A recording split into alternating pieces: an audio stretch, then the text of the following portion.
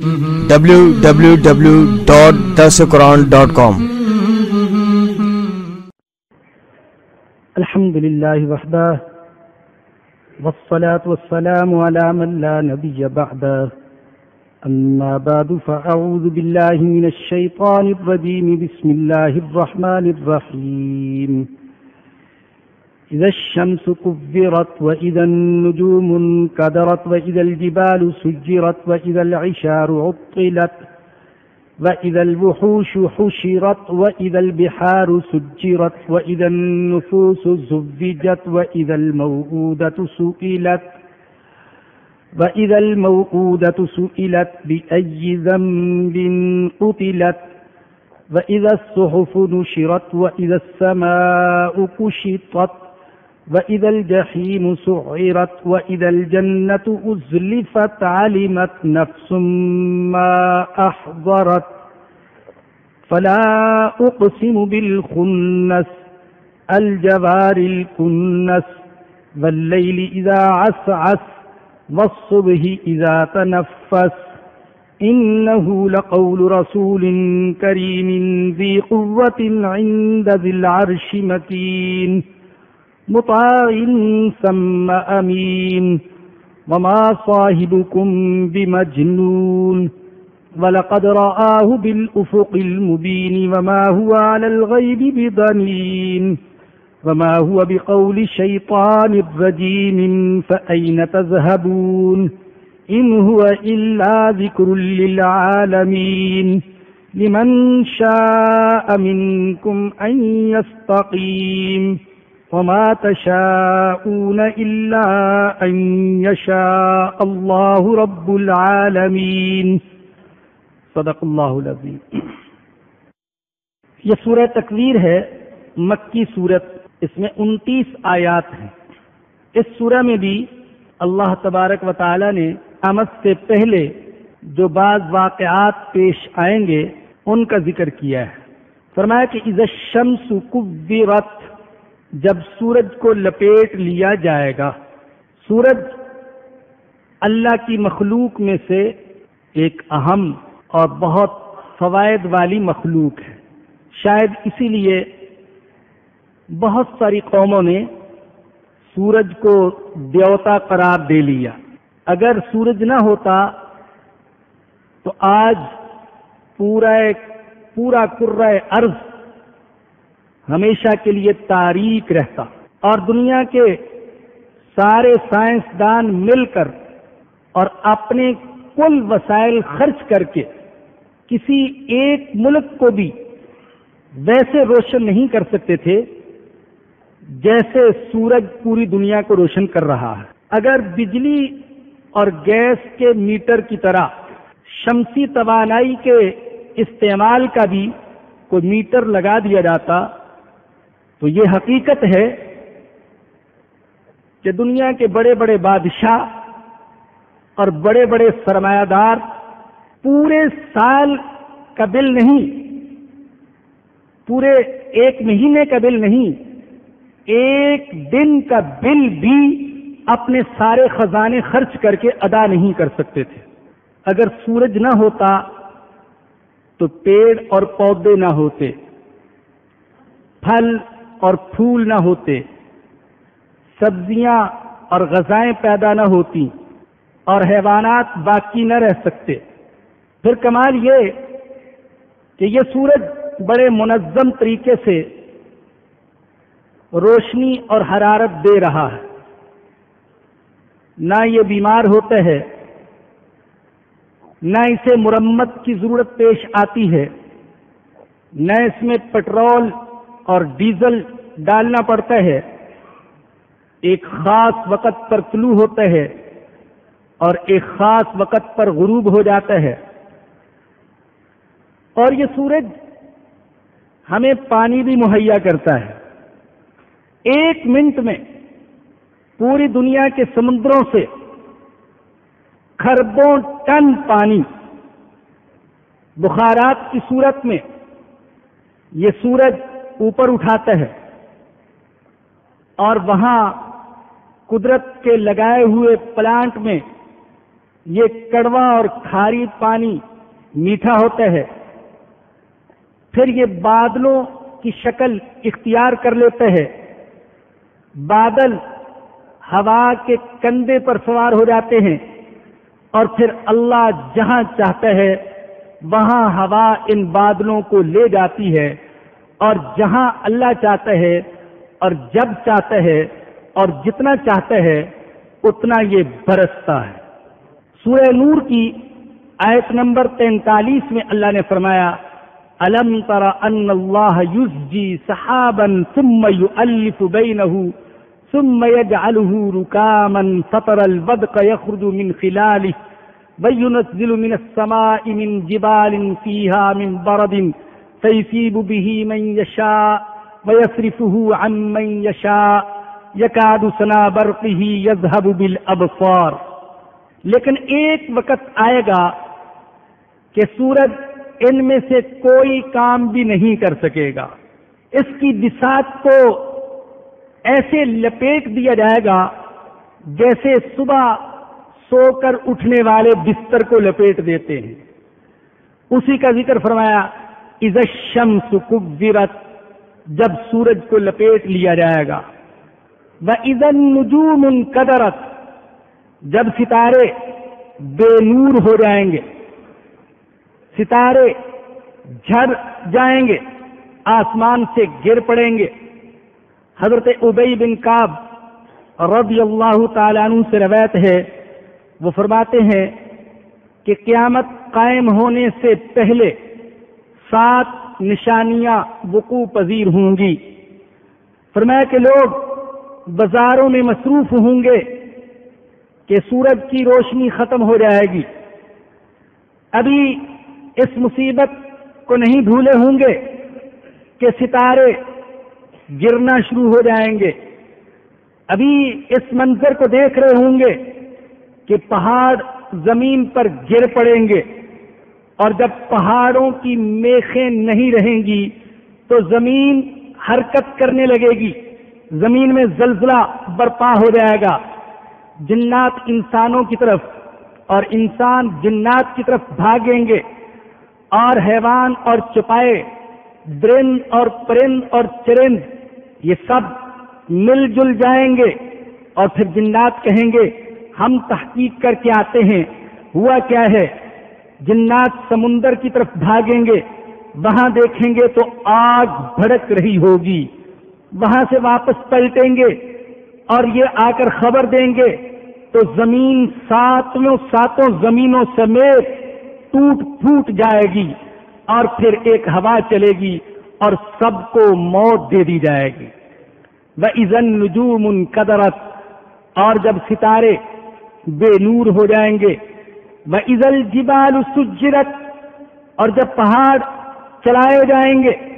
یہ بھی قیامت کی نشانیوں میں سے ایک نشانی، پہاڑ ریزہ ریزہ ہو کر ہوا میں اڑنے لگیں گے۔ اللہ نے فرمایا کہ وَتَكُونُ الْجِبَالُ كَالْعِهْنِ الْمَنْفُوشِ، دنی ہوئی رنگین روئی کی طرح اڑ رہے ہوں گے۔ اور سورہ طٰہٰ میں آیت نمبر 105 میں فرمایا وَيَسْأَلُونَكَ عَنِ الْجِبَالِ فَقُلْ يَنْسِفُهَا رَبِّي نَسْفًا فَيَذَرُهَا قَاعًا صَفْصَفًا لَا تَرَىٰ فِيهَا عِوَجًا وَلَا أَمْتًا۔ پہاڑوں کے بارے میں پوچھتے ہیں، آپ ان کو بتا دیجئے کہ ان کو اڑا دیا جائے گا، ریزہ ریزہ کر دیا جائے گا، زمین پر ان کا وجود باقی نہیں رہے گا اور پوری زمین ہموار ہو جائے گی۔ وَإِذَا الْعِشَارُ عُطِّلَتْ، اور جب گابن اونٹنیاں بیکار ہو جائیں گی۔ عربوں کے نزدیک گابن اونٹنی 10 مہینے کی حاملہ اونٹنی سب سے زیادہ قیمتی اور نفیس اور عزیز مال شمار ہوتا تھا۔ میں سمجھتا ہوں اس کی کوئی مثال دی جا سکتی ہے تو یوں جیسے آج کل کی کوئی قیمتی سے قیمتی گاڑی ہو، تو یہ حیثیت تھی عربوں کی نظر میں 10 ماہ کی حاملہ اونٹنی کی۔ لیکن اللہ فرماتے ہیں قیامت کا خوف اور قیامت کا منظر اور قیامت کی دہشت ایسی ہوگی کہ لوگ اپنے اموال کو، اپنی جائیدادوں کو، اپنی قیمتی سے قیمتی چیزوں کو، گاڑیوں کو، کارخانوں کو، فیکٹریوں کو، یہاں تک کہ اولاد کو بھی بھول جائیں گے اور اپنی اپنی جان اور اپنی اپنی ذات کی فکر پڑی ہوگی۔ وَإِذَا الْإِشَارُ عُطِّلَتْ، جبکہ گابن اونٹنیوں کو بیکار چھوڑ دیا جائے گا۔ وَإِذَا الْوُحُوشُ حُشِرَتْ، اور جب جانور جمع کیے جائیں گے، سارے جانور خوف کی شدت کی وجہ سے ایک جگہ جمع ہو جائیں گے، بھیڑیے بھی ہوں گے، شیر بھی، چیتے بھی، خنزیر بھی، ہرن بھی، بھیڑ بکریاں بھی، سارے جانور ایک جگہ، لیکن چیتا اپنی چستی اور چالاکی بھول جائے گا، شیر اپنی درندگی کو بھول جائے گا، اور بھیڑیا بھیڑوں اور بکریوں پر حملہ کرنا بھول جائے گا۔ ایسی جان کی فکر پڑی ہوگی کہ حملہ کرنے کا کسی کو خیال بھی نہیں آئے گا۔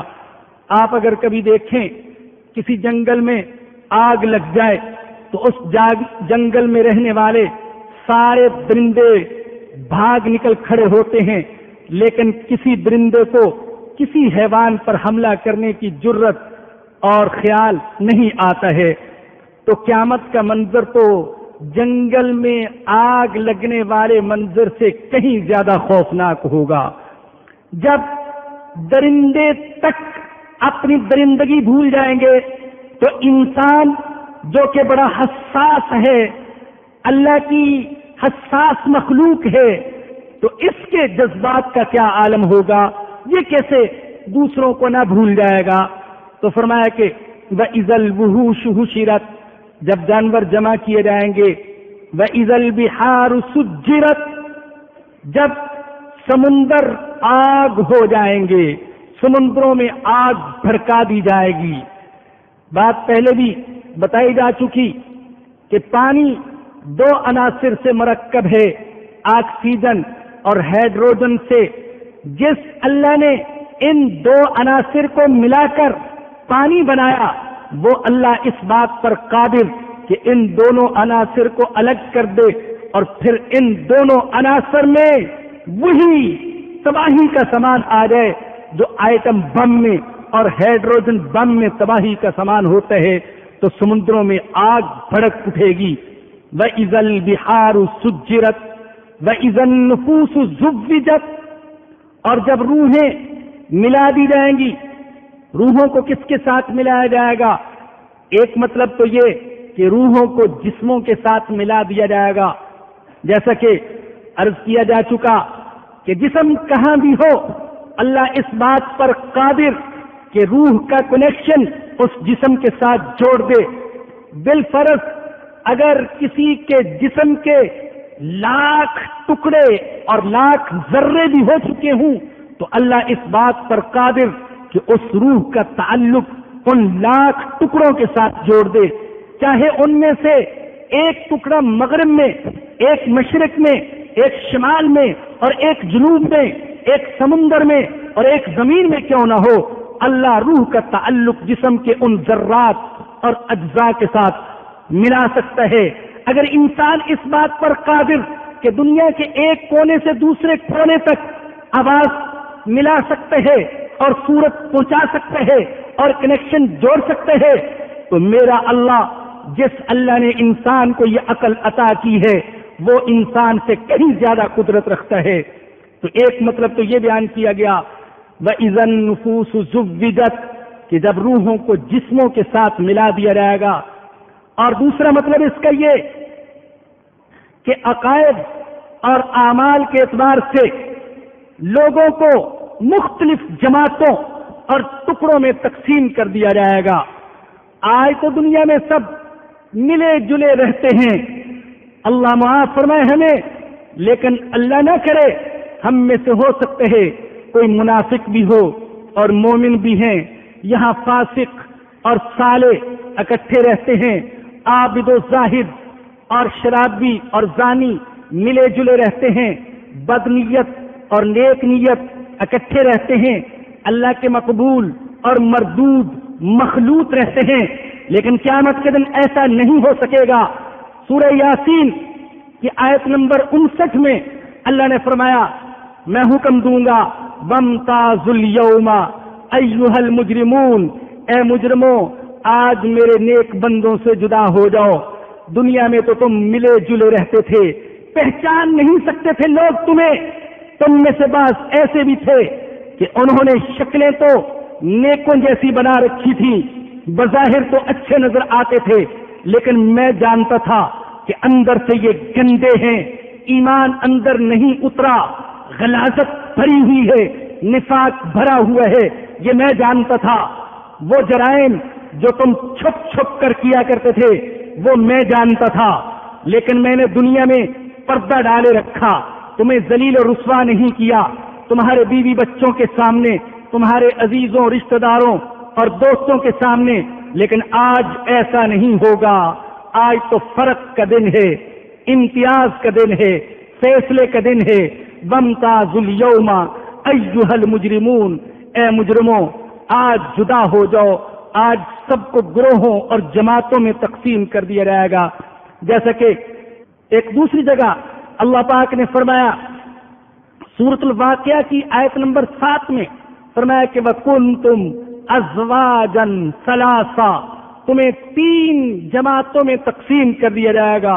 فَأَصْحَابُ الْمَيْمَنَةِ مَا أَصْحَابُ الْمَيْمَنَةِ، وہ دائیں ہاتھ والے کیا ہے دائیں ہاتھ والے، وَأَصْحَابُ الْمَشْأَمَةِ مَا أَصْحَابُ الْمَشْأَمَةِ، اور بائیں ہاتھ والے کیا ہے بائیں ہاتھ والے، وَالسَّابِقُونَ السَّابِقُونَ، اور کچھ وہ لوگ ہیں جو دائیں ہاتھ والوں سے بھی آگے بڑھ جائیں گے۔ اولئک المقربون، یہ ہے میرے مقرب، فی جنات النعیم، نعمتوں کے باغات میں ہوں گے۔ تو وہاں انسانوں کو تقسیم کر دیا جائے گا۔ یہ جماعت ہے کفار کی، مشرکین کی، منافقین کی، اللہ کے نافرمانوں کی، متکبروں کی، سرکشوں کی، ظالموں کی۔ اے اللہ ہمیں اس جماعت میں شامل نہ فرمانا۔ اور یہ جماعت ہے اللہ کے نیک بندوں کی، اے اللہ ہمیں تو ان کی جوتیوں میں جگہ عطا فرما دینا۔ اور یہ جماعت ہے مقربین کی، محبوبین کی، اے اللہ تو ہمیں ان کی محبت نصیب فرما دینا۔ تو ایک مطلب یہ بیان کیا گیا وَإِذَا النُّفُوسُ زُوِّجَتْ، اور جب روحیں ملا دی جائیں گی، یا جب روحوں کو، نفوس کو، اشخاص کو تقسیم کر دیا جائے گا الگ الگ جماعتوں میں۔ وَإِذَا الْمَوْءُودَةُ سُئِلَتْ، اللہ اکبر، اور جب زندہ درگور کی گئی لڑکی سے سوال کیا جائے گا بِأَيِّ ذَنبٍ قُتِلَتْ، کس گناہ میں اس کو قتل کیا گیا، اس کو کیوں مارا گیا۔ وہ عدل کا دن ہوگا، کامل انصاف کا دن ہوگا، ظالم سے سوال ہوگا ظلم کیوں کیا تھا، مظلوم سے سوال ہوگا کس نے ظلم کیا تھا، کیا چاہتے ہو، عدل کا دن۔ تو جن مظلوموں کو عدل اور انصاف مہیا کیا جائے گا، ان میں سے مثال کے طور پر رب تعالی نے اس معصوم بچی کو ذکر کیا جس معصوم بچی کو اس کے والدین نے زندہ درگور کیا ہوگا۔ عربوں کے بعض اجڑ قبائل میں یہ رواج تھا کہ بچی کو زندہ درگور کر دیا جاتا تھا، قتل کر دیا جاتا تھا، اور قتل کرتے تھے یا تو عار اور شرم کی وجہ سے کہ میری بیٹی کسی کی بیوی بنے گی یا لونڈی بنے گی، میں یہ برداشت نہیں کر سکتا، اور یا پھر قتل کرتے تھے فقر و فاقہ کی وجہ سے، میں اس کو کیسے پالوں گا، اس کے معاش کا کیسے انتظام ہوگا۔ اللہ نے سورہ نحل کی آیت نمبر 58 اور آیت نمبر 59 میں اس منظر کا ذکر کیا ہے جو منظر اس وقت ہوتا تھا جب انہیں بتایا جاتا تھا کہ تمہارے گھر میں بیٹی پیدا ہوئی ہے۔ اللہ فرماتے ہیں وَإِذَا بُشِّرَ أَحَدُهُم بِالْأُنثَىٰ ظل وجهه مسودا وهو کظیم، جب ان میں سے کسی کو یہ خوشخبری سنائی دی جاتی کہ تمہارے گھر میں بیٹی پیدا ہوئی، اس کا چہرہ کالا پڑ جاتا اور اس کا دل گھٹنے لگتا. یتوارا من القوم من سوء ما بشر بہ، یہ خبر سن کر وہ قوم سے منہ چھپاتا پھرتا تھا اور دل میں سوچتا تھا ایمسکہ علی ہون، ذلت برداشت کر کے اس کو زندہ رہنے دوں، ام یدسہ فی التراب، یا اس کو مٹی میں دنسا دوں. الا ساء ما یحکمون، اللہ کہتے ہیں بہت برا فیصلہ تھے جو وہ کرتے تھے. ان میں سے بعض تو ایسے تھے کہ ولادت ہوتے ہی بچی کو قتل کر دیتے تھے. ابھی آپ نے شاید گزشتہ ہفتے میں نے ایک مضمون لکھا تھا ضرب مومن میں، تو اس میں انہوں نے قدیم تصویریں بھی شائع کی، گڑوں کی تصویریں. بعض قبائل میں بچے کی ولادت کے وقت پہلے سے گڑا کھود دیا جاتا تھا. بچہ جب پیدا ہوتا، اگر بیٹا ہوتا اٹھا کر سینے سے لگا لیتے، اگر بیٹی ہوتی اسی وقت اس گڑے میں ڈال کر اوپر مٹی ڈال دی جاتی.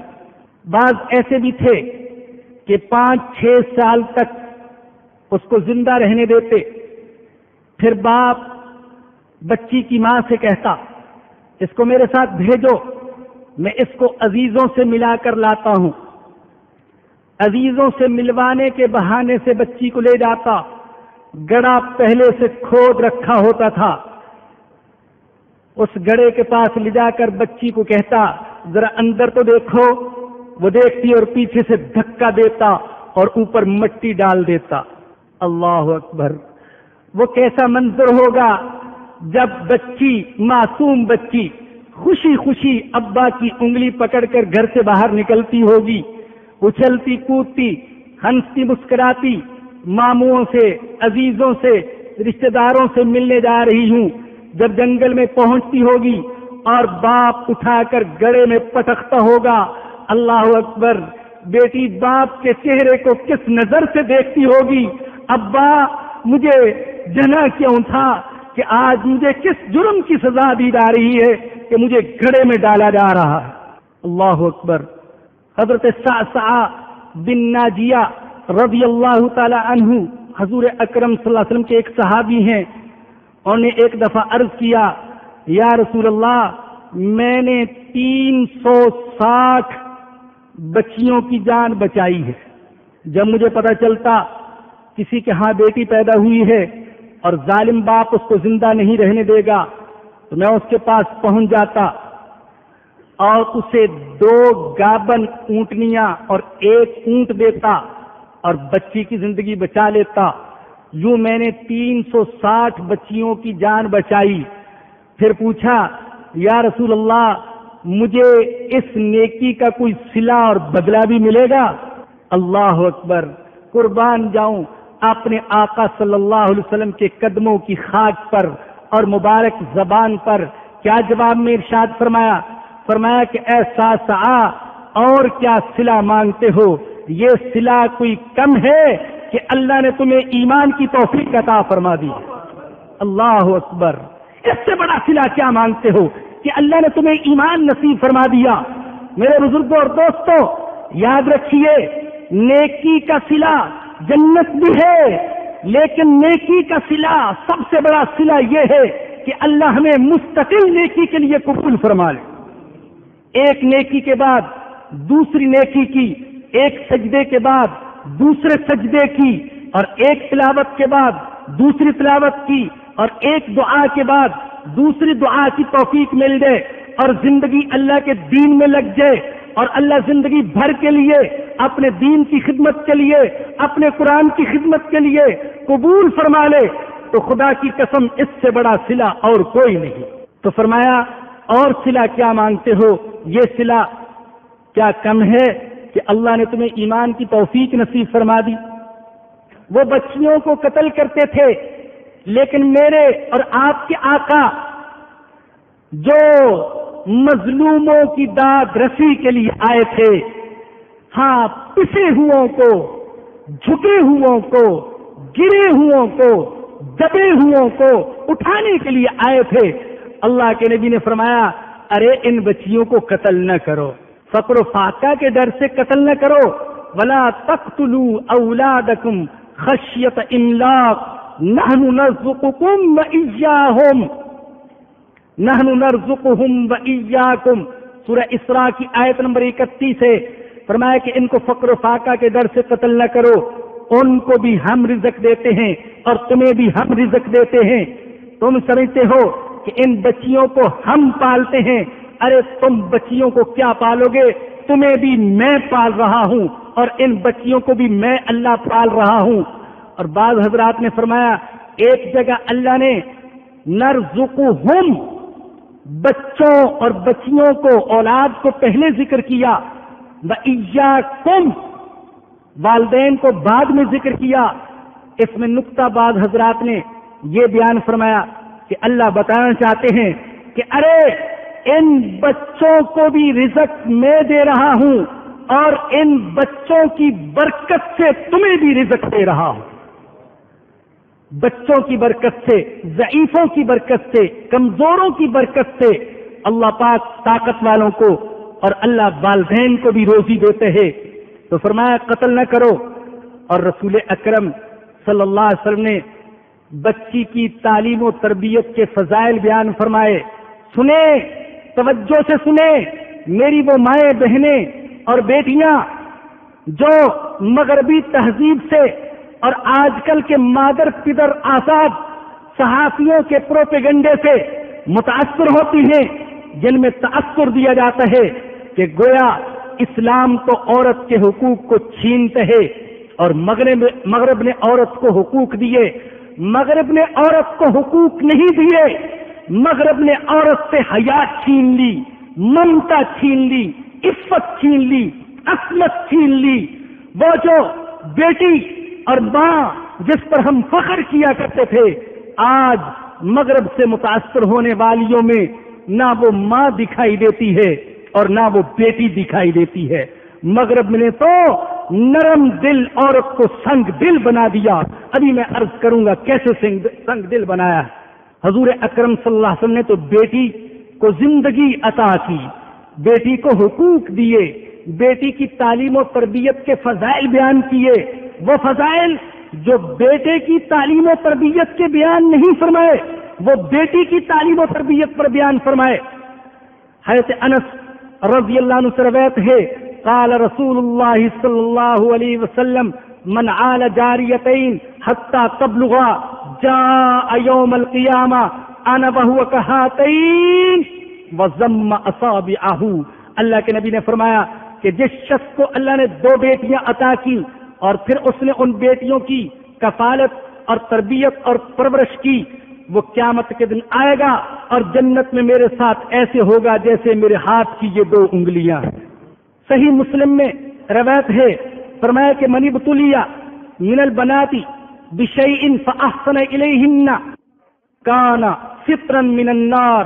فرمایا کہ جس کو اللہ نے بیٹیاں عطا کی اور پھر اس نے بیٹیوں کے ساتھ اچھا سلوک کیا، یہ بیٹیاں اسے جہنم کی آگ سے بچانے کا ذریعہ بن جائیں گی، رکاوٹ بن جائیں گی اس کے درمیان اور جہنم کی آگ کے درمیان. ایک حدیث میں اللہ کے نبی نے فرمایا من کانت لہو انسا، جس کو اللہ نے بیٹی عطا کی پھر اس نے بیٹی کو زندہ درگور نہیں کیا، بیٹی کی توہین بھی کی نہیں کی اور بیٹے کو بیٹی پر ترجیح بھی نہیں دی. یہ الفاظ سن لیجیے، بیٹوں کو فوقیت دینے والوں، میں نے ایسے بیٹے بھی دیکھے ہیں جنہوں نے باپ کو گریبان سے پکڑا، ایسے بیٹے بھی دیکھے ہیں جنہوں نے باپ کو دھکے دے کر گھر سے باہر نکال دیا. تو فرمایا کہ ولم یؤثر، اور جس نے اپنے بیٹے کو بیٹی پر ترجیح نہ دی ادخلہ اللہ الجنہ، اللہ اس کو جنت میں داخل فرمائے گا. حضور اکرم صلی اللہ علیہ وسلم نے بیٹیوں کی تعلیم و تربیت کے فضائل بیان فرمائے. اللہ اکبر. آج مغربی تہذیب سے متاثر ہونے والی ماؤں، بہنوں اور بیٹیوں میں وہ حیا نہ رہی جو حیا ان کا زیور تھی، جو ان کی امتیازی پہچان تھی. دجالی تہذیب سے متاثر ہو کر اور قرآنی تعلیمات سے دور ہو کر ایسا لگتا ہے کہ عورت جاہلیت کے دور میں واپس چلی گئی۔ اللہ اکبر، اللہ اکبر، اللہ اکبر، اللہ اکبر۔ کیسے عرض کروں؟ پچھلے دنوں ایک اخبار میں رپورٹ پڑی ایک رفاہی ادارے کے بارے میں جو لاوارث لاشوں کی تدفین کرتا ہے۔ انہوں نے لاوارث لاشوں کی تدفین کے سلسلے میں یہ بھی بتلایا کہ ہم اب تک ہزاروں معصوم نوزائیدہ پیدا ہونے والے، نئے پیدا ہونے والے بچوں کی لاشوں کو بھی سپرد خاک کر چکے ہیں۔ اور یہ بچوں کی لاشیں کہاں ملی؟ گندے نالوں پر، کچرا کنڈیوں میں، ویران راستوں میں، جھولوں میں۔ ان میں سے بعض لاشیں ایسی تھیں جن کو صرف مارنے پر اکتفا نہیں کیا گیا تھا، مارنے کے بعد جلایا گیا تھا۔ ایسی لاشیں بھی تھیں کہ معلوم ہوتا تھا کہ کسی سنگ دل نے ٹانگوں سے پکڑ کر پیدا ہونے والے بچے کو چیر دیا۔ ایسی لاشیں بھی تھیں جن کو کتوں اور بلیوں نے بھمبوڑ کر مار دیا۔ ایسی لاشیں بھی تھیں کہ بھوک اور موسمی حالات کی وجہ سے وہ نیا پیدا ہونے والا بچہ تڑپ تڑپ کر مر گیا۔ ہزاروں بچوں کی لاشیں۔ اندازہ کیجیے، اپنے گھر کی فکر کیجیے۔ ہم تو دور جاہلیت میں واپس جا رہے ہیں، ماڈرن بننے کے شوق میں۔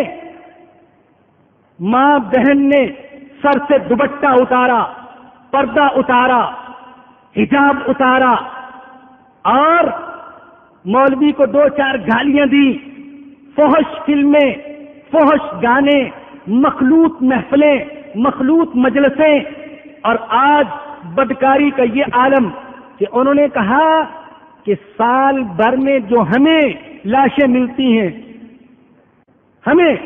میں ہمیں پر زور اس لیے دے رہا ہوں کہ بہت سی لاشیں ایسی بھی ہوتی ہوں گی جو کسی کو ملتی نہیں ہوں گی۔ سال بھر میں 500 بچوں کی لاشیں اور 100 زندہ بچے۔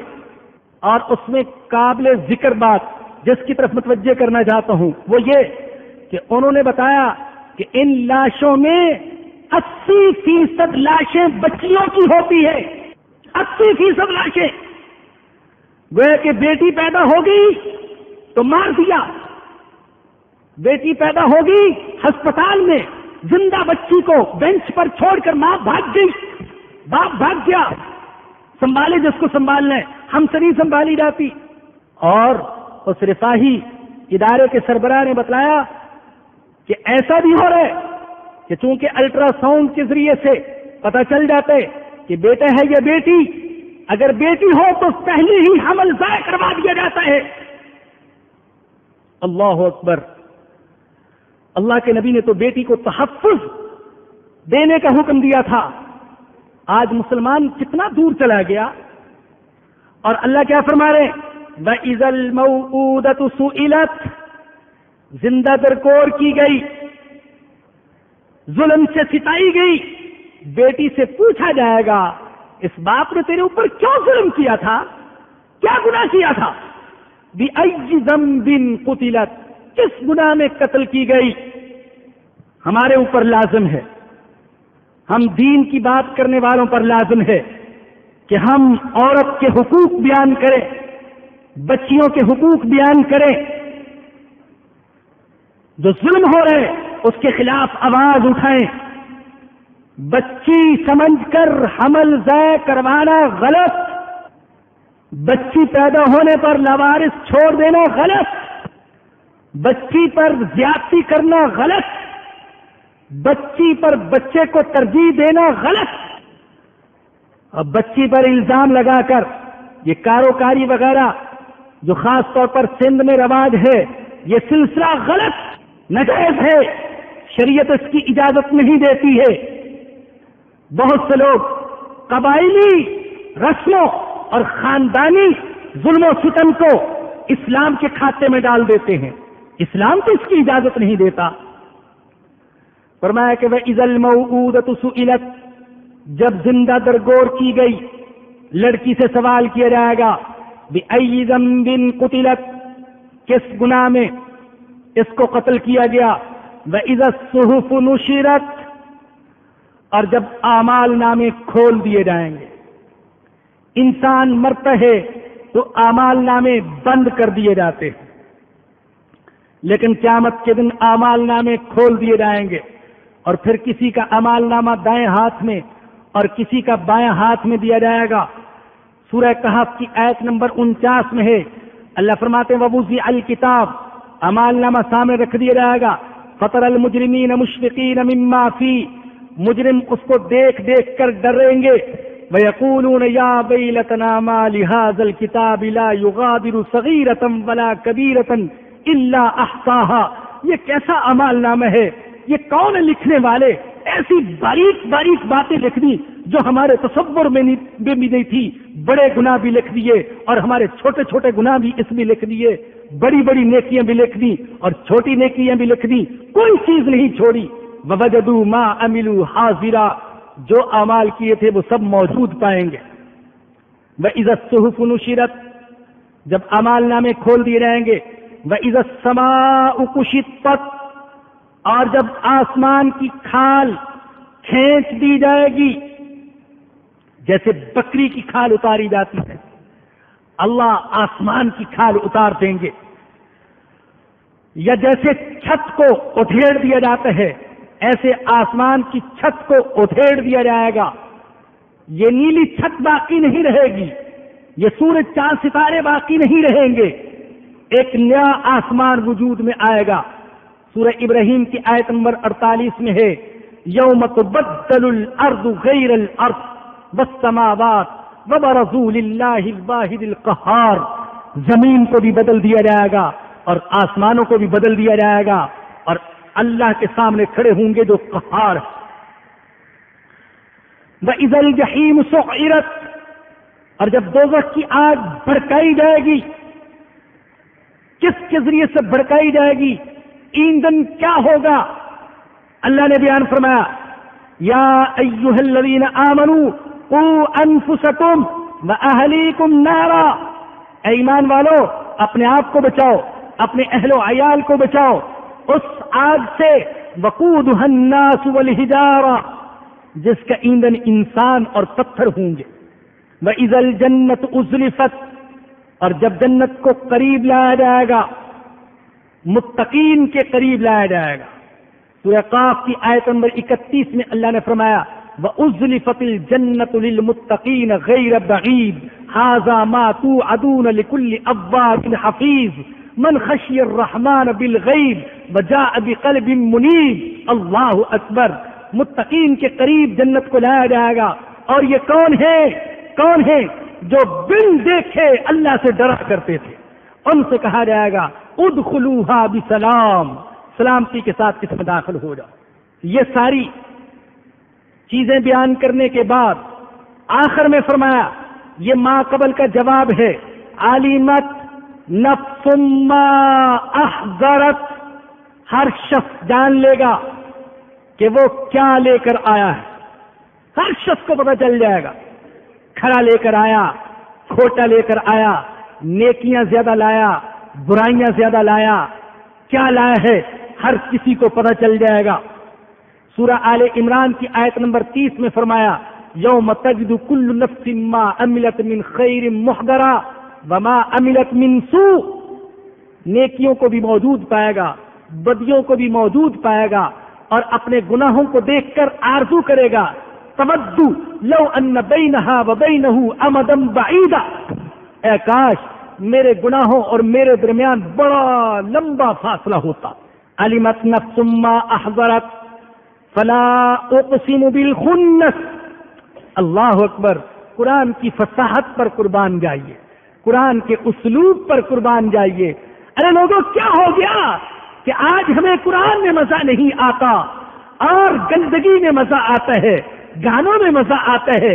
ہمارے دل کیسے کالے ہو گئے کہ اللہ کی کتاب سن کر دلوں میں وحشت پیدا ہوتی ہے اور ہم سننے کے لیے تیار نہیں ہوتے اور تلاوت کے لیے وقت نہیں نکلتا. یہ تو دلوں کو کھینچنے والا کلام ہے، مقناطیس ہے ایمان والوں کے دلوں کے لیے. فلا اقسم بالخنس الجوار الکنس واللیل اذا عسعس والصبح اذا تنفس. اللہ اکبر، ہزاروں شاعریاں قربان ہوں قرآن پر. اللہ نے فرمایا کہ میں قسم اٹھاتا ہوں بالخنس، ان ستاروں کی جو پیچھے ہٹ جاتے ہیں، الجوار الکنس، ان ستاروں کی جو سیر کرتے ہیں، چلتے رہتے ہیں اور غائب ہو جاتے ہیں. واللیل اذا عسعس، اور قسم اٹھاتا ہوں رات کی جب ختم ہونے لگتی ہے. والصبح اذا تنفس، اور قسم اٹھاتا ہوں صبح کی جب وہ نمودار ہوتی ہے. تین قسمیں کھا کر اللہ نے فرمایا کیا؟ انہو لقول رسول کریم، ارے یہ قرآن عالی مقام فرشتے کی زبان کا پیغام ہے. تین قسمیں کھا کر فرمایا. اور اللہ نے قرآن میں کئی جگہ قرآن کی حقانیت اور قرآن کی صداقت بیان کرنے کے لیے قسمیں کھائی ہیں. سورہ واقعہ میں فرمایا فلا اقسم بمواقع النجوم وانه لقسم لو تعلمون عظیم انه لقرآن کریم. میں ستاروں کے مواقع کی قسم اٹھاتا ہوں اور اگر تمہیں علم ہو تو تم جانو کہ یہ کتنی بڑی قسم ہے. اور قسم کھا کر کیا کہتا ہوں؟ انه لقرآن کریم، یہ تو بڑا عالی مقام قرآن ہے، عزت والا قرآن ہے، مکرم کلام ہے. فی کتاب مکنون لا یمسہ الا المطہرون. اور سورہ حاقہ میں فرمایا فلا اقسم بما تبصرون وما لا تبصرون. ارے ان چیزوں کی بھی قسم، ہائے اللہ، قسم کو دیکھیے اللہ کیا قسم کھا رہے ہیں. ان چیزوں کی بھی قسم جو تمہیں نظر آتی ہے اور ان چیزوں کی بھی قسم جو تمہیں نظر نہیں آتی اور مجھے نظر آتی ہے. فلا اقسم بما تبصرون وما لا تبصرون انه لقول رسول کریم. یہ تو عالی مقام فرشتے کی زبان کا پیغام ہے. وما هو بقول شاعر، ارے یہ شاعر کا کلام نہیں ہے. قلیلا ما تؤمنون، تم بہت کم ایمان لاتے ہو. ولا بقول کاہن، اور یہ کاہن کا کلام نہیں ہے. قلیلا ما تذکرون، تم بہت کم نصیحت حاصل کرتے ہو. تنزیل من رب العالمین، یہ تو رب العالمین کی طرف سے نازل کیا ہوا کلام ہے. ارے اللہ نے تو مشرکوں کو خطاب کر کے کہا تھا تم بہت کم ایمان لاتے ہو، بہت کم نصیحت حاصل کرتے ہو. لیکن کیا آج ہمارے جیسے قرآن سے منہ موڑنے والے مسلمانوں کو نہیں کہا جا سکتا کہ تم بہت کم ایمان لاتے ہو قرآن پر اور بہت کم نصیحت حاصل کرتے ہو قرآن سے اور بہت کم توجہ دیتے ہو قرآن پر؟ قسمیں کھا کر کہا. اور وہ واقعہ ایمانی واقعہ پورا تو نہیں، اس کا کچھ حصہ سنا دیتا ہوں ایمان تازہ کرنے کے لیے. امام اصمعی رحمت اللہ علیہ فرماتے ہیں کعبہ کا طواف کرتے ہوئے بدو نے پوچھا اے اصمعی کچھ قرآن میں سے تو سناؤ. میں نے سورہ زاریات کی وہ آیت پڑھی فورب السماء والارض انہ لحق مثل ما انکم تنطقون. علی مقام فرشتے کی زبان کا پیغام ہے. ذی قوت، جو قوت والا ہے. عند ذی العرش مکین، عرش والے کے نزدیک اونچے درجے والا ہے. مطاع، سردار ہے. ثم امین، وہاں امانت دار ہے، سردار بھی ہے امانت دار بھی. وما صاحبکم بمجنون. اللہ اکبر. یہ کس کے بارے میں ہے؟ میرے اور آپ کے آقا کے بارے میں جو دنیا کو عقل سکھانے کے لیے آئے تھے. جب انہیں دنیا والوں کو قرآن سنایا تو میرے اور آپ کے آقا کو مجنون کہا گیا.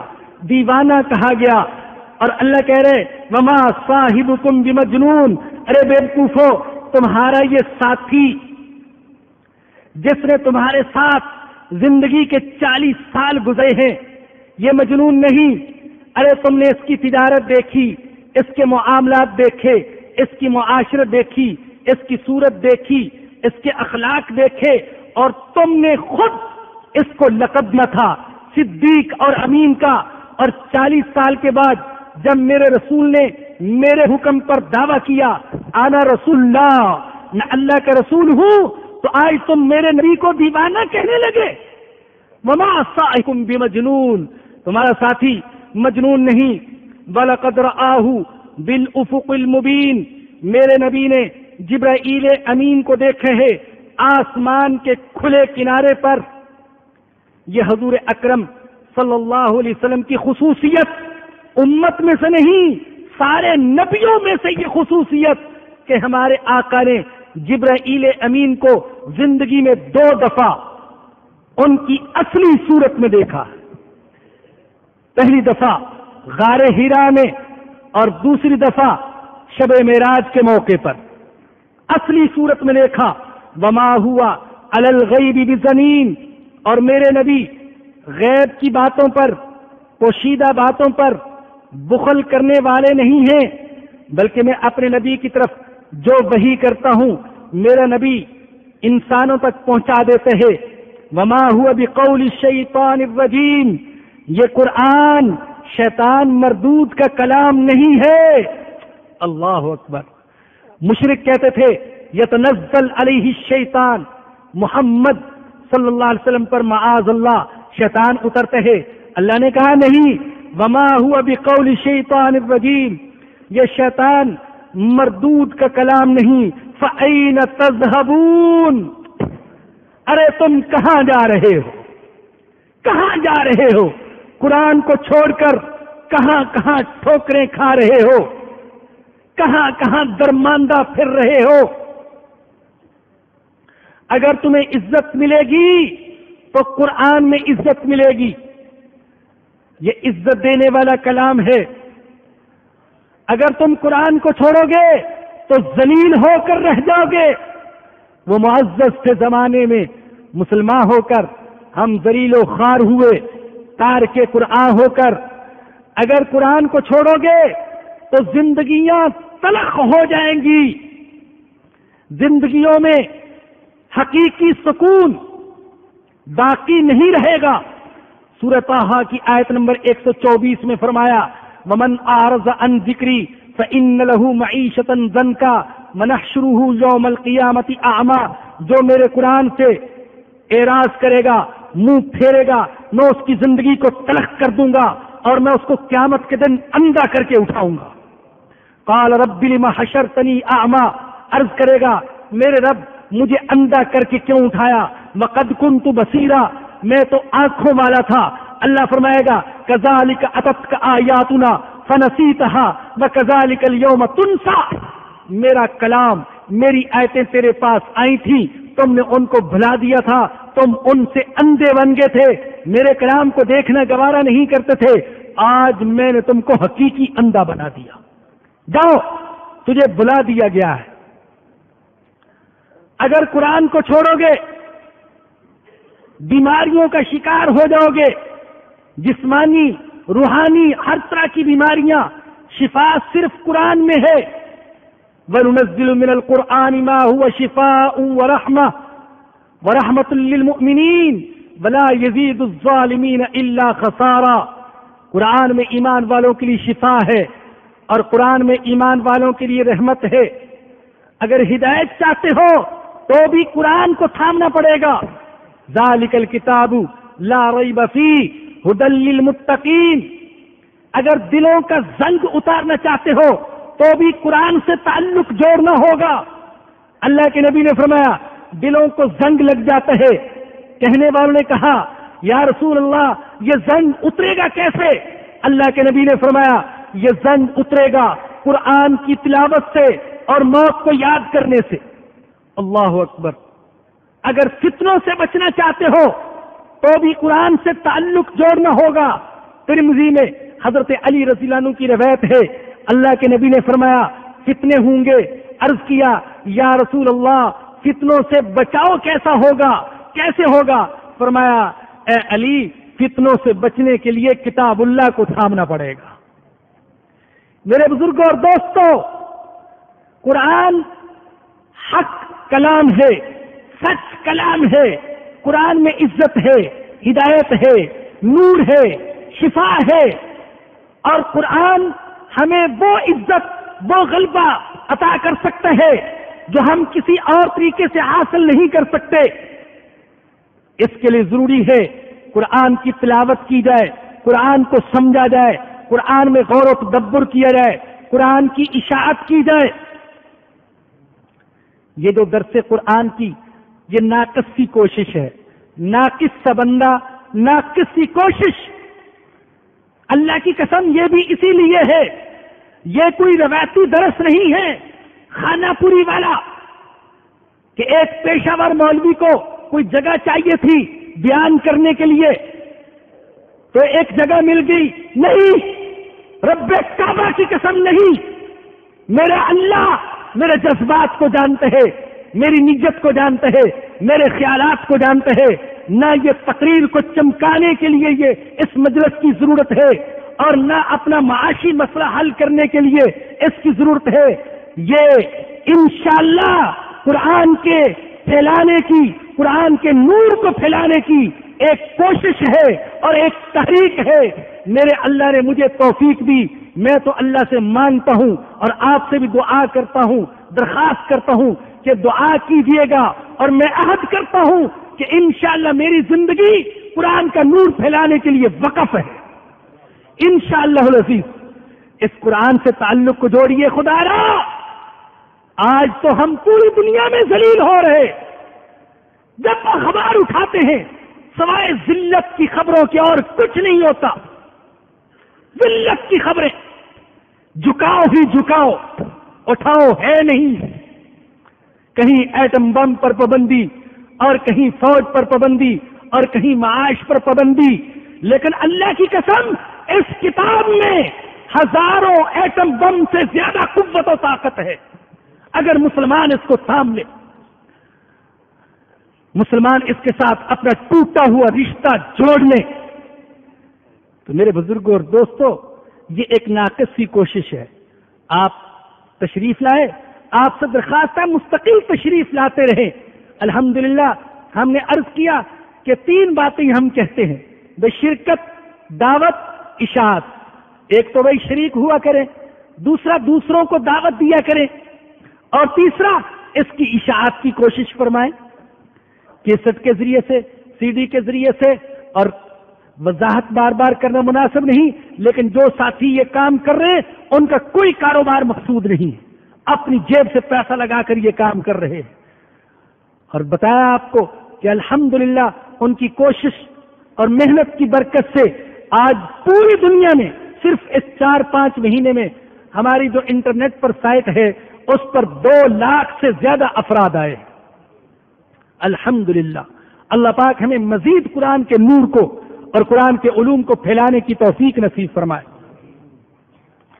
فَأَيْنَ تَذْهَبُونَ، اللہ فرما رہے ہیں کہاں جا رہے ہو، کہاں جا رہے ہو قرآن کو چھوڑ کر. ان ہوا الا ذکر للعالمین، یہ جہاں کے لوگوں کے لیے نصیحت ہے.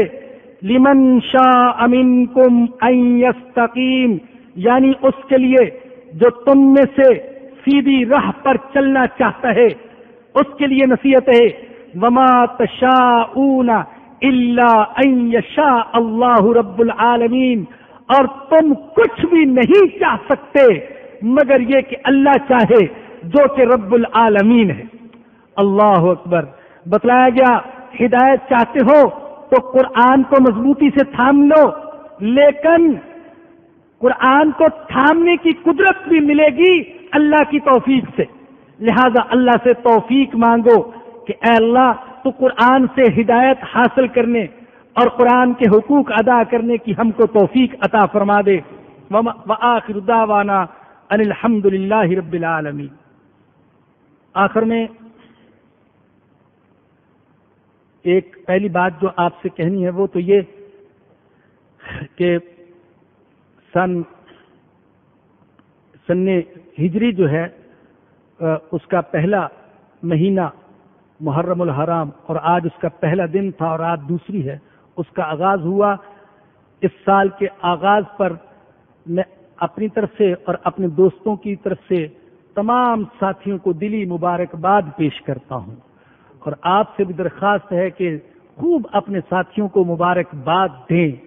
یہ مہینہ رونے دھونے کا مہینہ نہیں ہے، یہ اسلامی سال کا آغاز ہے، اور شہادت تو ویسے بھی رونے دھونے کی چیز نہیں ہے۔ شہادت تو ایک سعادت ہے، اللہ کی طرف سے ایک مقام ہے، اور اسلام کی تاریخ میں تو اتنی شہادتیں ہیں کہ اگر ہم ہر شہادت کا ماتم شروع کر دیں تو سال کے دنوں میں سے کوئی ایک دن بھی ہمارا ماتم سے خالی نہیں جائے گا۔ تو بہرحال اس کے آغاز پر آپ کو مبارکباد پیش کرتا ہوں، اور دوسری آپ سے درخواست یہ کرتا ہوں کہ چونکہ 10 محرم الحرام کے روزے کی بڑی فضیلت اللہ کے نبی نے بیان فرمائی ہے، تو 10 محرم کا روزہ ضرور رکھیں، اور اس کے ساتھ 9 یا 11ویں کا ملا لیں، 2 روزے آپ رکھیں، اس کا بہت زیادہ ثواب ہے۔ اور ایک تیسری بات یہ عرض کرنی ہے کہ آج کا جو درس ہے، بعض ساتھیوں کو ہم نے یوں کہا کہ بھی آج خصوصی درس ہوگا۔ الحمدللہ ہر درس ہی خصوصی ہوتا ہے، اللہ کا کلام عمومی نہیں ہے، اللہ کا کلام خصوصی ہے، اخص ہے۔ الحمدللہ ہر درس ہی خصوصی ہوتا ہے، لیکن آج کے درس میں چونکہ خاص طور پر قرآن کا موضوع تھا اور قرآن کی حقانیت و صداقت کا موضوع، اور گویا کہ ہمارے پروگرام کی ایک وضاحت، تو اس لیے اس کو ہم نے خصوصی کا عنوان دیا۔ آج کے درس کی کیسٹ میں ساتھیوں سے درخواست کروں گا اپنی اپنی طاقت اور اپنے اپنے وسائل کے مطابق زیادہ سے زیادہ پھیلانے کی کوشش کرے۔ میں نے خود بھی ارادہ کیا، جو ساتھی کیسٹ تیار کرتے ہیں، کہ انشاءاللہ العزیز 100 کیسٹیں میں خود خریدوں گا، اور دوسرے ساتھیوں سے بھی درخواست اس کیسٹ کو زیادہ سے زیادہ عام کرنے کی، چاہے کوئی 1 لے سکتا ہو، 2 لے سکتا ہو، وہ ساتھیوں سے لے کر زیادہ سے زیادہ دوستوں تک پہنچائیں، تاکہ وہ بھی قرآن کی اس دعوت سے متاثر ہوں۔ اور انشاءاللہ جب یہ ہمارا 30واں پارہ ختم ہو جائے گا تو ہمارے ساتھی 30ویں پارے کا مکمل سیٹ بڑے خوبصورت بکس کی صورت میں لا رہے ہیں۔ 3 درس صرف باقی رہ گئے، اس کے بعد انشاءاللہ آپ کو بکس کی صورت میں یہ پورا اما پارا جو ہے ایک سیٹ کی شکل میں وہ مل جائے گا۔ اللہ پاک ہم سب کو قرآنی علوم کو پھیلانے کی توفیق نصیب فرمائے۔ وآخر دعوانا الحمدللہ۔